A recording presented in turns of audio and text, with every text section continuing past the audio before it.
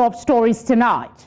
Fuel scarcity bites harder in Lagos and several other cities across Nigeria. Kano court reserves ruling on criminal charges brought against former state governor Ganduje. Governor Obaseki announces 70,000 naira new minimum wage for Edo State workers.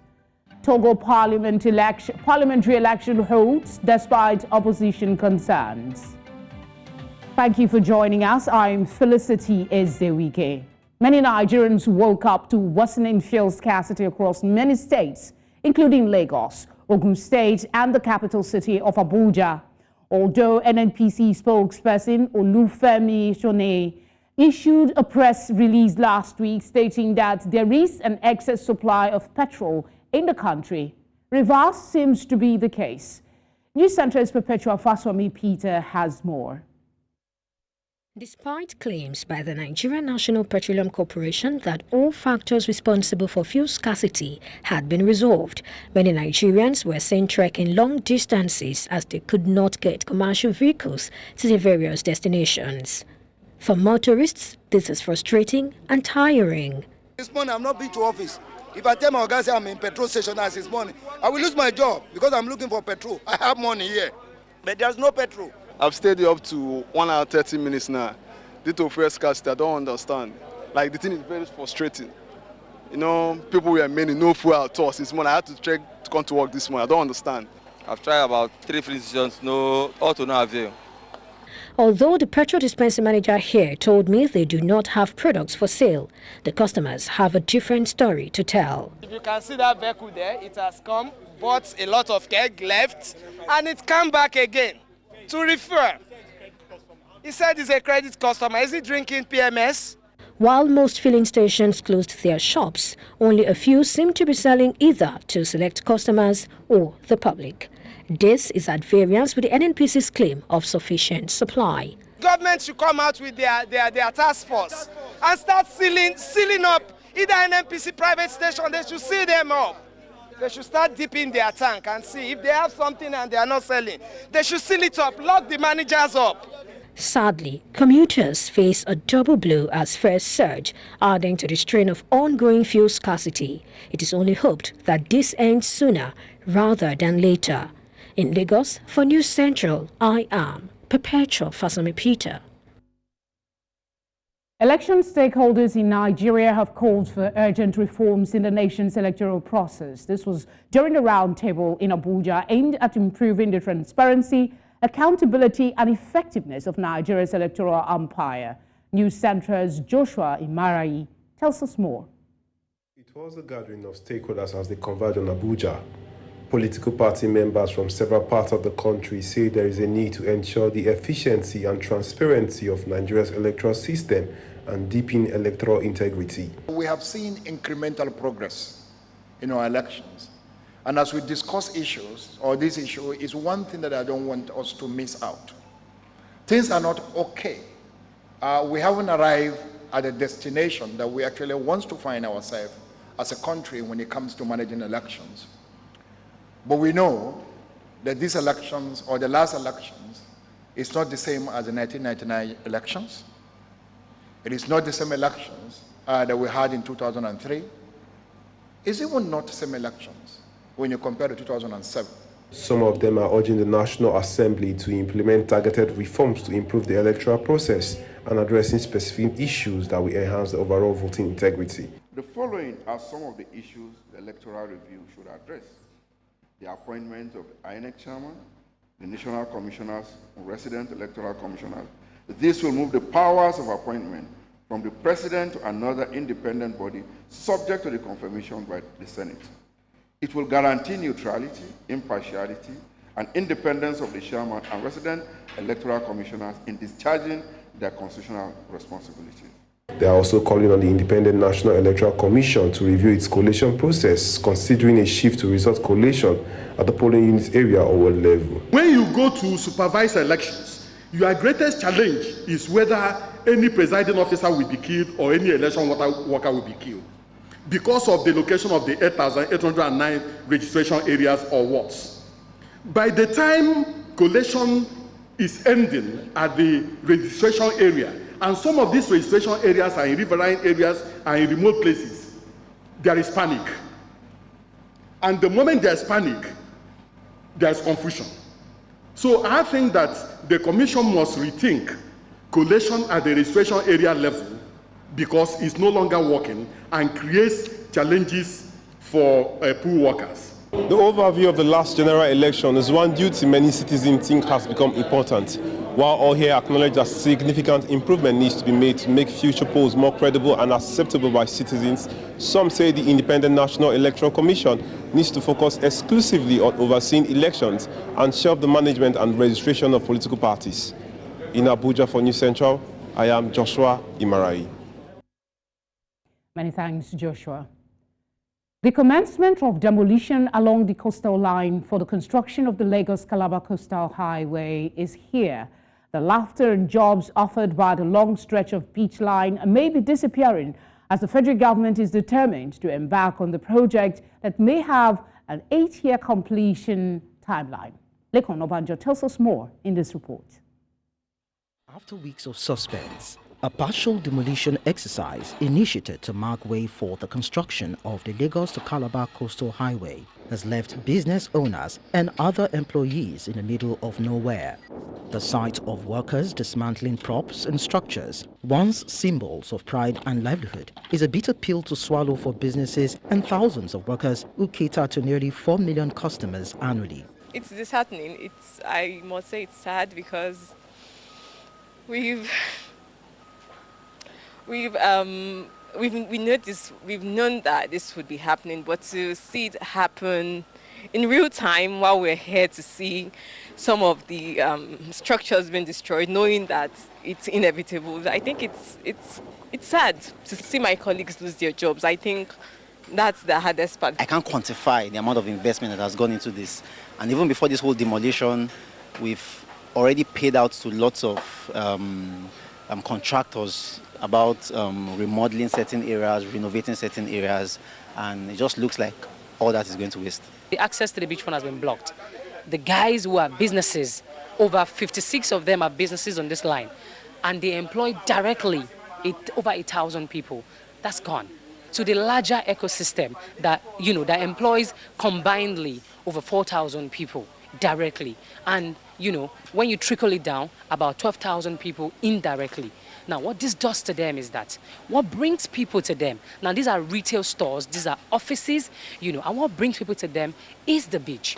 As heavy earth-moving equipment dredges and levels the dunes, surveyors check sand levels, signaling the irreversible plan to transform this once vibrant beach to a highway. We hope that the government will listen to us. What we're asking for is that we get time to move the things that needs to be taken out of the right-of-way.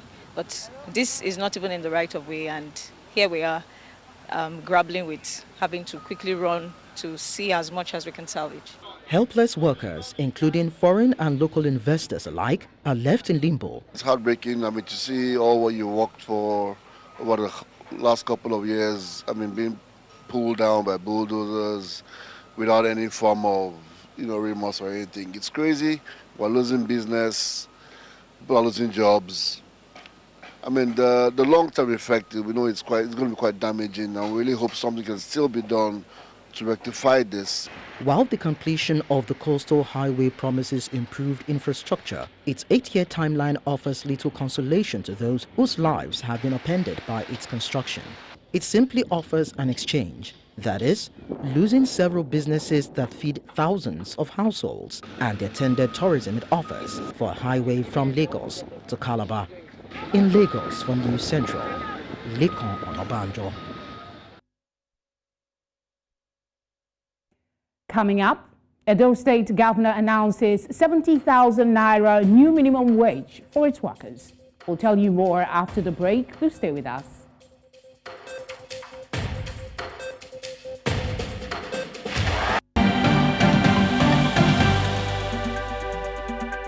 If you've just joined us, you're watching Tonight. A reminder of our top stories. Fuel scarcity bites harder in Lagos and several other cities across Nigeria.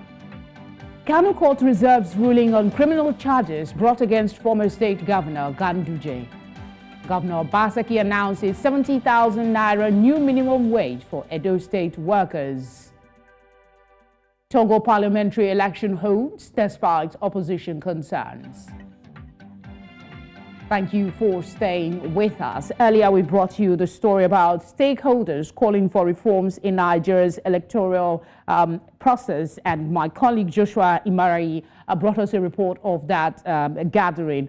Want to talk about it now? We're joined by a member, Fix Politics Initiative, Remi Shanaya. Thank you very much for joining us.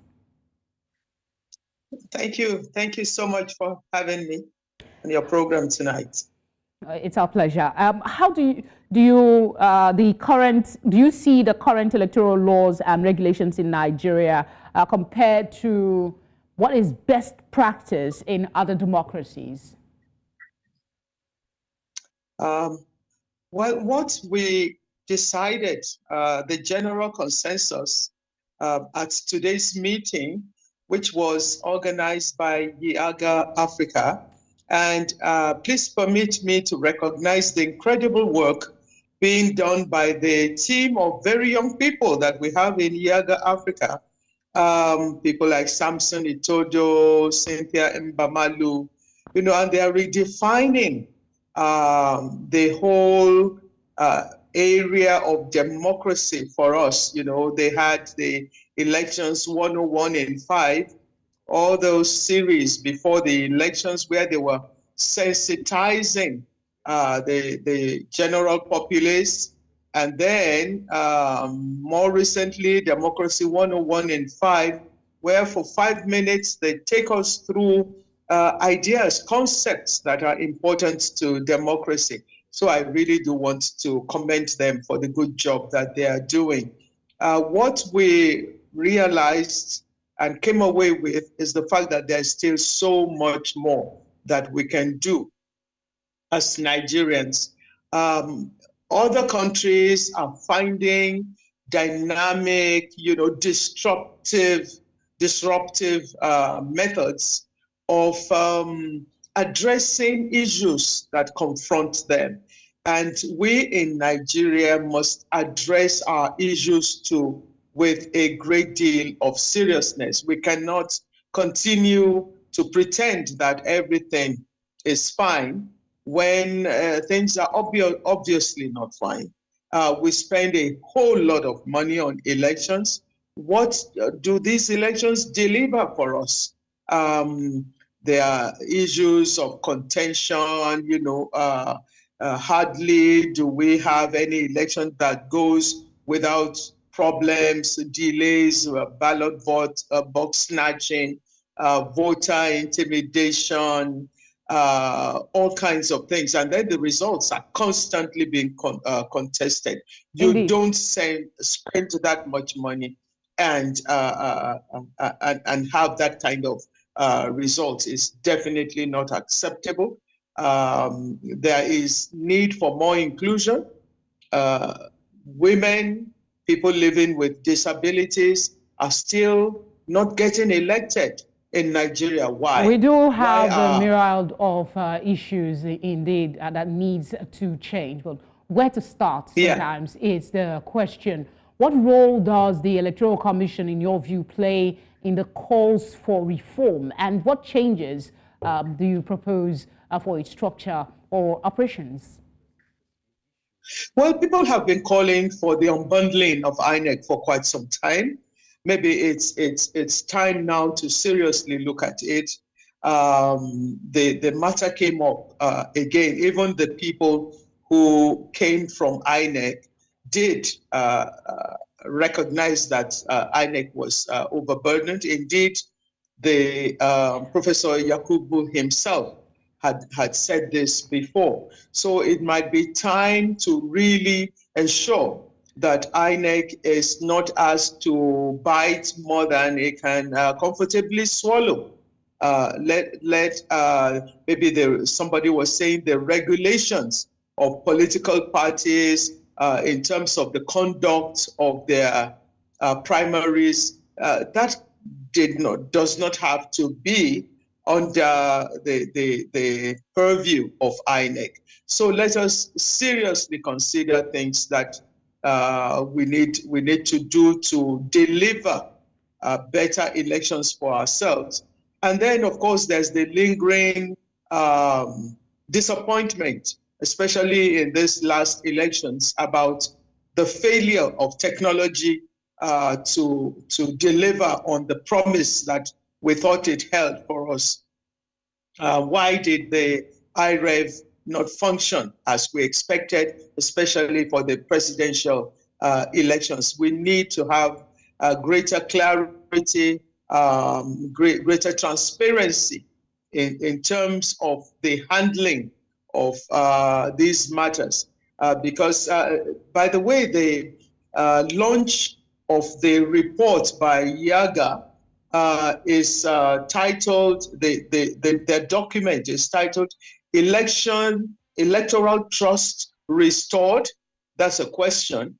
You know, do we have trust in our electoral systems, the processes, INEC, and the data presented to us was that trust is diminishing. If we had any before, the little we had is even going down. And that is not good for our democracy, for people not to have confidence in the processes through which we elect our leaders. So there's a great deal of work for us to do, for the political parties, INEC, and for the electorate too. We must all work together to develop a culture of sound values, sound democratic values, and practice those for the good of our nation. True. What about the institution itself? Strategies that we could adopt to ensure independence and impartiality of electoral institutions? Yes, well, we had also been mentioning the matter of the appointment of the chairman of INEC, you know, and wondering whether INEC, the INEC chairman being appointed by the president was the best. It's probably not in line with the best practices around the world.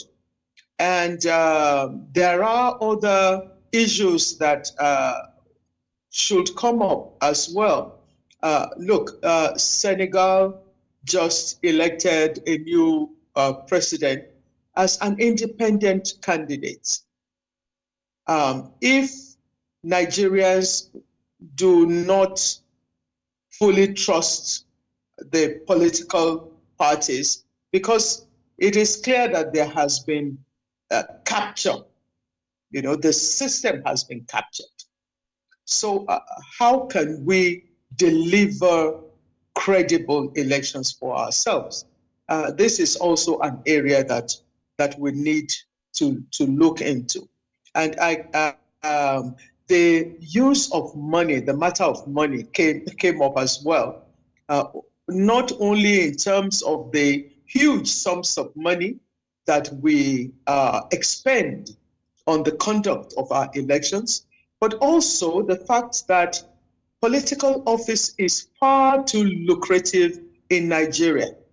That is why getting into office is accompanied by so much violence. People are willing to risk everything to get into office. We certainly have our work. We certainly have the work. I said we certainly have the work cut out for us. More needs to be done. We do have our work cut out for us. Definitely. I wish we had more time, but that's where we'll have to leave it now. Thank you so much for speaking with us. We appreciate your time. Thank you for having me. Thank you so much. Yeah.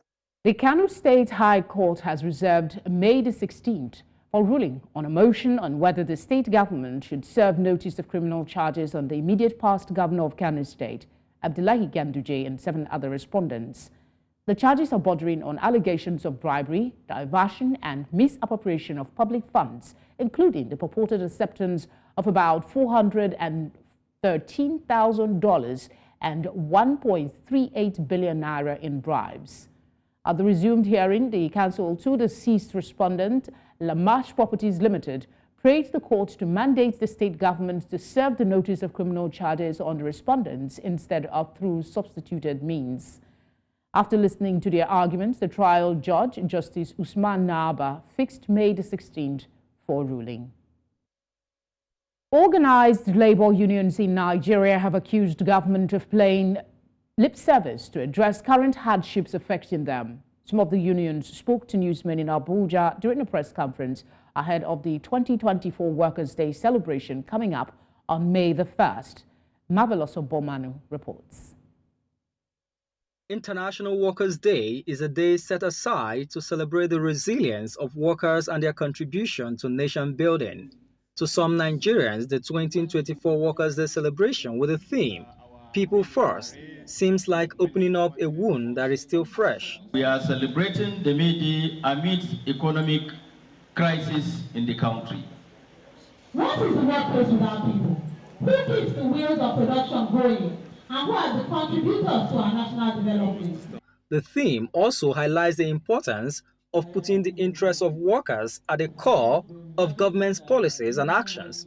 But many say this seems like a pipe dream as public officers continue to amass wealth to the detriment of Nigerian workers. We will not have a former governor concerning about using $800,000 just to pay advance of his child's school fees. We will not have another paying contractors over 10 billion for a fictitious airport project. We will not have people buying luxurious cars worth over 160 million each while the citizens suffer.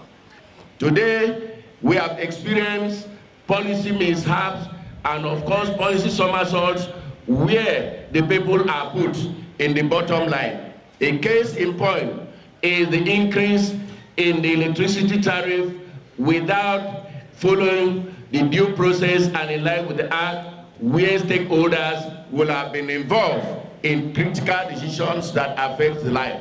Organized labor unions in Nigeria say workers have not received the best from the current government, thus their continuous fallout with the current administration over the continuous lip service to the plight of Nigerian workers. Today, we reflect on the journey of the labor movement in Nigeria. We cannot ignore the challenges that confront us, from unfair labor practices to inadequate wages, from unsafe working conditions to the erosion of workers' rights. Our right is far from over. It is believed that this year's Workers' Day, which comes up on May the 1st, will provide an opportunity for government and labor to have a rethink on issues affecting workers' performance with a view to improving their productivity. In Abuja for News Central, Marvelous Obomanu. In the meantime, Governor of Edo State, Governor Obaseki, has approved a new minimum wage of 70,000 naira for civil servants in the state. The governor revealed this during commissioning of the new labor house in Edo State on Monday. According to him, the new wage comes into effect on May 1st, 2024. This is as the Nigerian Labour Congress battles the federal government over increasing the minimum wage to match increasing national inflation and skyrocketing food inflation. The inflation rate for March 2024 hit 33.2% from 31.70% in February, according to the National Bureau of Statistics. Food inflation also rose to 31.7% in March from 30% in February. Some Delta communities in South Nigeria have come under attacks by suspected herdsmen, leaving many dead and farmers denied access to their farmlands. News Central's correspondent Austin Azu, who visited one of the communities, completes the report. Recently, Residents of Oteruwo community in the Kano Northeast local government area of Delta State raised alarm over the activities of suspected herdsmen in their area. The story is not quite different at Abavo community in the Kano South local government area of the state. Dark cloud has besieged the family house of B.A. Samuel, the vigilante chairman in Uterumu in the Kano Northeast local government area, who was murdered by suspected herdsmen in the community. But meanwhile, the elders have conversed here to deliberate on what transpired that led to the death of their son. Our son, Mr. Chukweku B.A. Samuel, the chairman of Uterumu Vigilante, died because there was an information that the kidnappers, the Fulani herdsmen, were shooting sporadically along the road, killing people inside the box. After that, they ran away into the bush. Then our late brother, B.A. Samuel Chukweku, organized his members. They ran to the scene and entered the bush in order to comb the kidnappers. They divided themselves in group. Unknowingly to him, he was moving. He did not know that the kidnappers have already seen him because they were in the bush and they were going. All of a sudden, he received a bullet shot on one side of his chest. He gave out the ghost. Wife of the deceased, mother of 10 children who couldn't control her tears, seek justice for her murdered husband. This is not the first that I've been killing others, but my husband is paying me. Not let me go stay here, both night and afternoon. I don't know what to do, nowhere to start. I want you people to help me. Both my children, they never get anything. Myself, no way to start. As I am there now, I'm crying. I want you people to help me. Some elders spoke on the recurrent activities of the suspected herdsmen terrorizing their areas despite their protest to the State Commissioner of Police and other relevant authorities. We are not happy at all of how the herdsmen are terrorizing the village. In fact, we no longer go to farm. Our palm trees are rotten. Nothing at all. Nothing is happening in the community. Hunger has taken over. So we want to appeal to the government to come to our aid so that all these things will stop. Oteruwo community in Delta State is one of the various communities that has been experiencing insecurity of suspected herdsmen attacking their farmers and depriving them access to their farms. There's urgent need from the government to ensure that these agrarian communities are being protected to guarantee food security and provide sufficient job opportunities for the people. In Uteruwo, in the Kano Northeast local government area of Delta State, Austin Azu. Thank you, Austin. Borno State in Nigeria's northeast is set to establish a dedicated Hajj commission to tackle the problems of pilgrims. The state governor, Professor Babagana Loom, made the announcement during the inauguration of the 2024 Hajj Committee at the Government House in Maiduguri. News Centre's Umaru Kirawa completes the report. Improved services, better logistical support, and enhanced overall experiences for Borno State residents embarking on the holy pilgrimage are what informed the need to establish a Hajj Commission.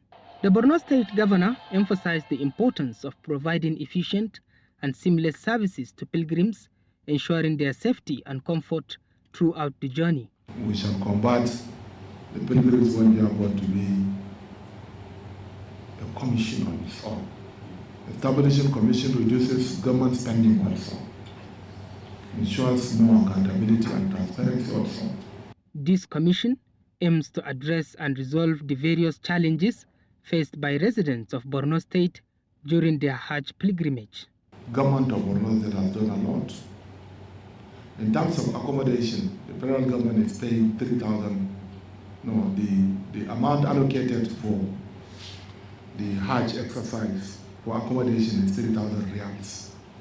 But in order to secure a very good accommodation to our pilgrims, Borno State government decided to top the sum of 450 riyals per pilgrim. And then secondly, on the issue of flight schedule, let them choose their flight. Anybody who is on flight number 1, you will be in flight number 1. No more, no change. The Borno State Governor inaugurated the 2024 Hajj Committee that will ensure the welfare of pilgrims from the state. You not only charge us, but let the riot active committee. I want to assure you that I'm going to implement the terms of reference to the matter. It is either you work or you resign. It is not, I agree with you, it is not the place to go and get tea. We have tea, we are absolutely available. The 21-member committee will advise the government and ensure that pilgrims' needs and concerns are addressed effectively. This time around, we are also going to improve on what was obtainable in the previous years with a view to putting stringent conditions in order to curtail the abscondment of female pilgrims in the Holy Land. The plan by the Borno State government to establish the Hajj Commission will enable the coordination and management of Hajj operations such as registration processes, transportation arrangements, accommodation and support services. In Maiduguri for News Central, Umaru Kirawa. In Nigeria, some are of the view that journalism is at the core of the country's development. The government and private enterprises are making sure that the growth of journalism is not shunned. They are doing this in very innovative ways. News Central's Chidinma Ona provides more details in this report. It's constantly changing. With the growing involvement of technology, it is only normal that a media house catch up to these developments. This is why more enterprises like the Kensington Adebutu Resource Media Center are setting up projects dedicated to supporting journalists. The professor has said it is going to impact positively on journalism. It's going to improve whatever they are learning. I mean, when you say resource center, resource means a place you go for research and improve on whatever you are doing. Definitely, it's going to better the loss of journalism in Nigeria. Super resource center to impact skills and make better the best that we already produce. If you empower the press here, you empower democracy and you build a better society. This project will serve as a center that offers a range of resources to enhance journalism and empower reporters. I think that the establishment of this would help students to be more exposed. Some of the things I had, of course, they are unofficial, but some of the things that I had that would be done here, of course, would bring exposure to the students and would make the students get better. So it's going to be something that is going to be very beneficial to the students, for the incoming student, and for us, so that we're leaving and hopefully coming back for our PGD, or maybe for our PGD too. It's a resource center, which means that upon completion, students will have access to research documents and a facility generally where they can improve their learning in communication and journalism, of course. On a broad spectrum, I think the journalism as a profession in Nigeria can be improved or can gain new heights if more support are given to the profession in terms of human capacity building, facility development, and also education too, because we can only name just a few institutions that are concentrated to journalism education, like NIJ.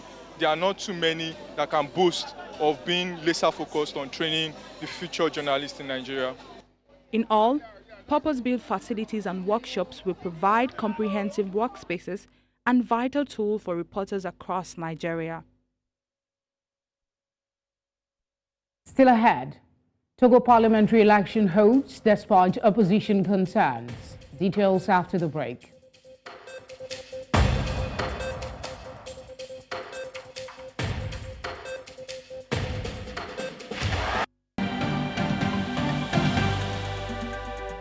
The news continues in West Africa, where Togolese opposition have reacted to legislative elections which began after a divisive constitutional reform that opponents say allows President Faure Gnassingbe to extend his family's decades-long grip on power.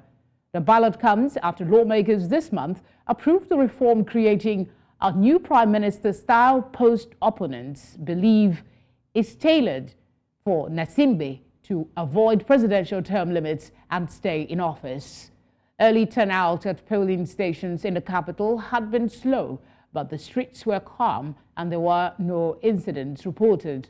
The main opposition boycotted the last parliament election in 2018, citing irregularities. Parce que nous avons fait l'essentiel, nous avons fait une bonne campagne, nous avons dénoncé les tares du système et comme les Togolais sont à l'écoute, ils feront leur travail. L'ambiance dans laquelle se déroulent ces élections, une ambiance tendue en raison de... Let's now join our business desk for today's business news.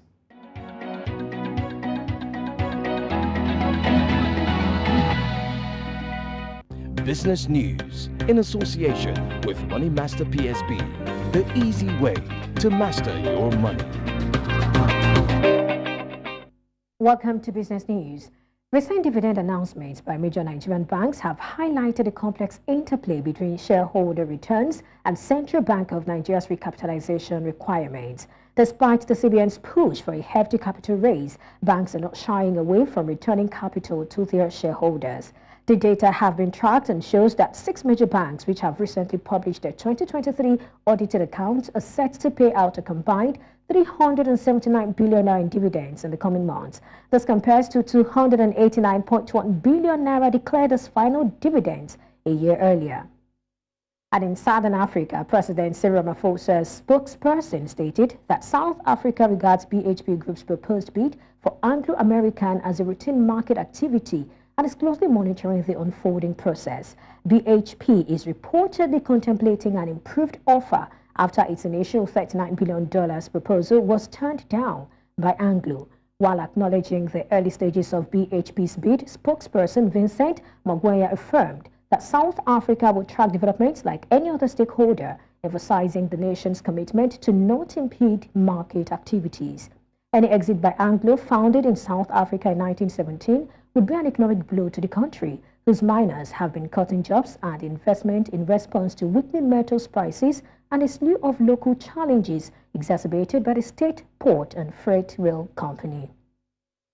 And finally, on Monday, African leaders issued a fervent appeal to wealthy nations, urging them to commit substantial contributions to a low-interest World Bank facility crucial for funding development projects and combating climate change in developing nations. Kenyan President William Ruto emphasized the significance of this moment, urging partners to demonstrate solidarity by significantly increasing their contributions to at least $120 billion. He underscored the pressing challenges facing African economies, including a deepening development crisis and escalating debt burdens, alongside the urgent need to address climate emergencies for the planet's survival.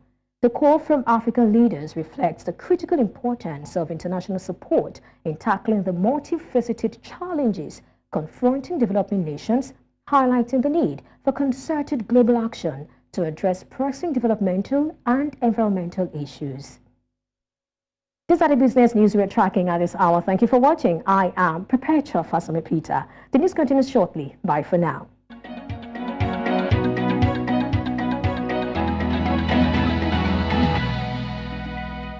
Business news in association with Money Master PSB, the easy way to master your money.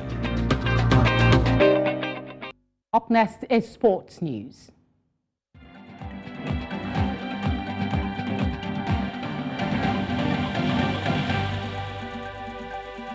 Sports update brought to you by Kano.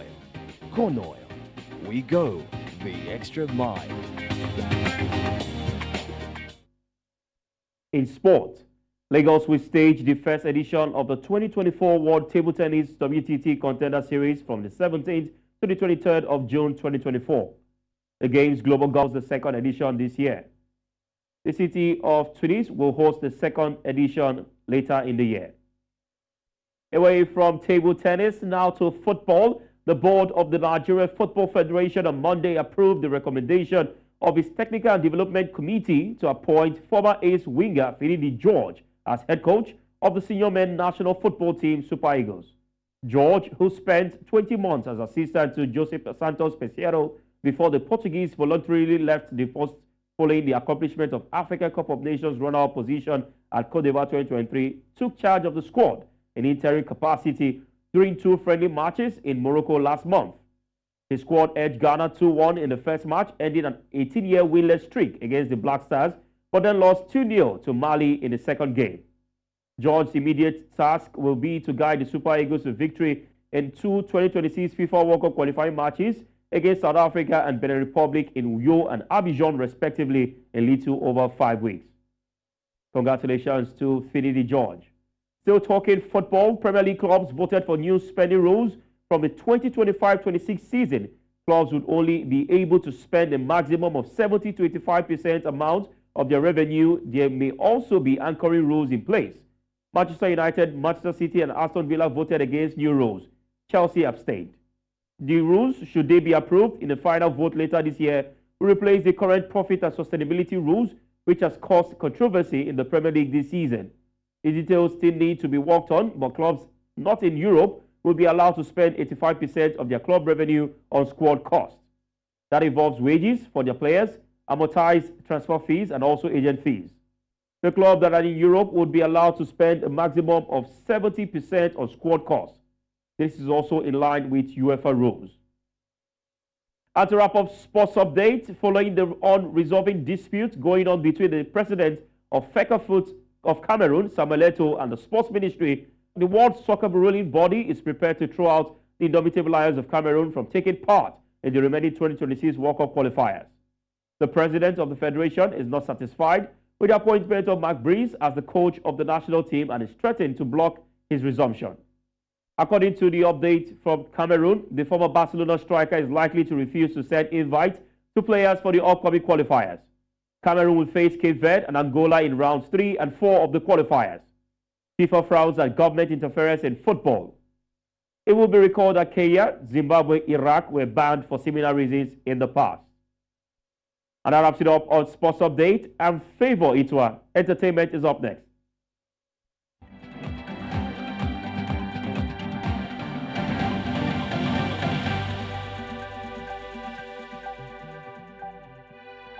Sports Update, brought to you by Kano. Kano, we go the extra mile.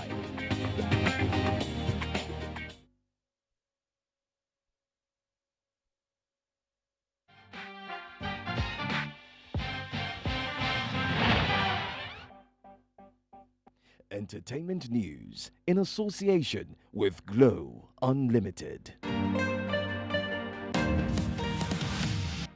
All right, let's go straight into what's on entertainment. Now, Tiwa Savage, the queen of Afrobeats, has revealed the full track list of her official soundtrack of the film Water and Gari, set to release May 10th, 2024, exclusively on Prime Video. Now, the soundtrack, released through leading independent record label Empire, features 10 original songs curated by Savage, along with collaborations with different artists like Olamide, Arya Starr, Asha, Richard Bonner, Zakar Cortez, Black Sheriff, Ricardo Banks, Young John, and The Cavemen. Now, the film, directed by Meji Alabi and starring Tiwa Savage in her acting debut, tells the story of Aisha, an ambitious fashion designer returning to her native home in Ghana after 10 years away in the U.S.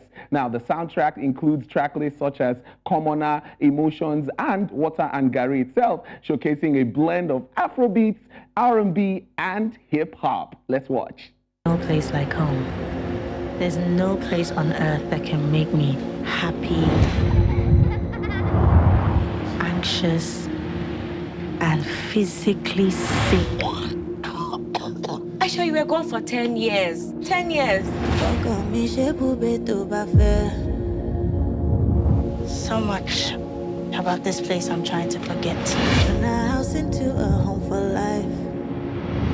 One for you, one for me. Wanna show you how I feel and not just say. Why didn't you call? You just left. No goodbyes, no nothing. I could get you out my mind and that's not bad. I was in pain. Are you the only one that felt pain? You don't know how those guys are. Some of us can't just run away like you. Almost came this far before, but didn't make it. Now, Mufasa, The Lion King, is an upcoming American musical drama film directed by Barry Jenkins, written by Jeff Nathanson, and produced by Walt Disney Pictures and Pastel Productions. It's the live-action styled photorealistic animated prequel to the similarly created 2019 remake of the original 1994 film, The Lion King. Now, the director, Barry Jenkins, said the film is about discovering more about Mufasa, a character we've known for 30 years, and what made him the way he was and into that kingly figure that he became. Now, the journey of this film is the kind to understand how someone can build a family out of these desperate parts, adding that it's also about how people who may be alone can find strength by coming together. Another interesting information about this was that for those who know that the Grammy Award winner Beyonce Knowles Carter plays the voice of Nala, yes, and also joining in the cast is Beyonce's daughter Blue Ivy Carter as Kiara, now the daughter of King Simba and the Queen Nala. Amazing stuff. I believe that we are super excited to jump on that well. Well, that's all we can take on entertainment tonight. We'll take a short break, and when we come back, we'll tell you what's trending. Yes, so don't go anywhere. We'll be right back. Entertainment news in association with Glow Unlimited.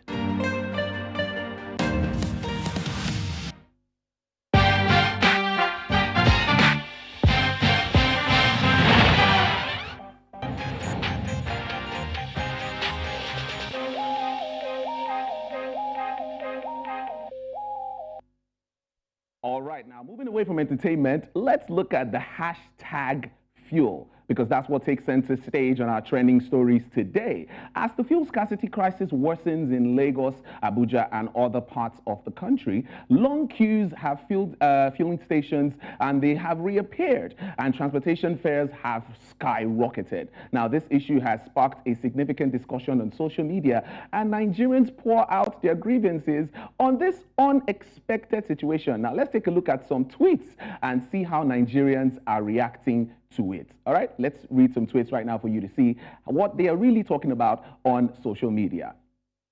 All right, so now let's look at this one. This is from Vala Morges, that's at Just City. He said the country situation is enough for a poor man to just commit suicide. Well, that's not really cool, and end it all. I have, then we move on to the next one. This is from Uche, that's QT Duty. Says, these days when you can use your money to buy fuel just to watch cartoon. These days now to see money chop first. God, I beg, oh, well, look at the picture he put there. The fuel was 87 naira at one point in time. Now, this is from Laddie V Visuals. They say NNPC filling stations are the very worst. Well, even when there's no scarcity, they don't sell to the masses and prefer to sell at 568 to black market guys and other filling stations. Even with your money, you will beg. Wow, that's really sad of the situation that's happening around there. Let's check this one. This is at Demila and a couple of numbers. It said, Baba Jagabana beg, this fuel scarcity won't kill Pesino. All these filling stations selling at high price. While NNPC don't reduce their price. You see, this is another angle here. We don't even complain about the price again, but why fuel still come this scarce now? Eshanua, Ejo. Well, these are the reactions of people on social media regarding the fuel situation. Now, that's all we can take tonight on what's trending. You can share your thoughts as well across social media platforms at News Central TV. I am Adewo, aka the Voice of God, and that's all from me tonight.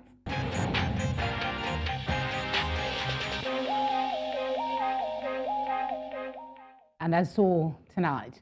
But before we go, let's take another look at some of the big stories. Fuel scarcity is biting harder in Lagos and several other cities across Nigeria. Kano court has reserved ruling on criminal charges brought against former state governor Ganduje. Governor Obaseki has announced 70,000 naira new minimum wage for Edo State workers. We also told you that Togo parliamentary election has been held despite opposition concerns. Would like to hear from you? Please send your eyewitness reports to the number showing now on your screen. You can also follow us on social media at News Central TV. You can watch live on DSTV channel 422, Star Times channel 274, Avo TV, and on YouTube. Thank you for watching. Good night.